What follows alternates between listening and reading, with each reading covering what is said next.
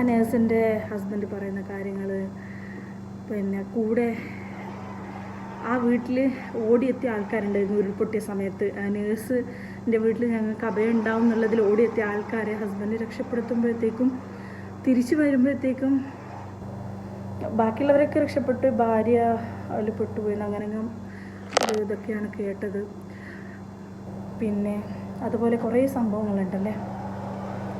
ഒരു ഷഹാനാന്നോ അങ്ങനെ പേരുള്ളൊരു കുട്ടി, പിന്നെ ഇതേപോലെ 2 കുട്ടികളെ അടക്കം രക്ഷപ്പെടുത്തിക്കൊണ്ട് കമ്പി വേലിയിൽ ഒരു കമ്പിയിൽ എന്തിലോ പിടുത്തം കിട്ടിക്കൊണ്ട് അതിൽ നിന്ന് രക്ഷപ്പെട്ട് അതിജീവനത്തിലേക്ക് ഇങ്ങനെ ജീവിച്ച് വീണ്ടും ഒരു ജീവിതത്തിലേക്ക്, ആ ഒരു ഭയത്തിൽ നിന്ന് അവർ വീണ്ടും വന്നു.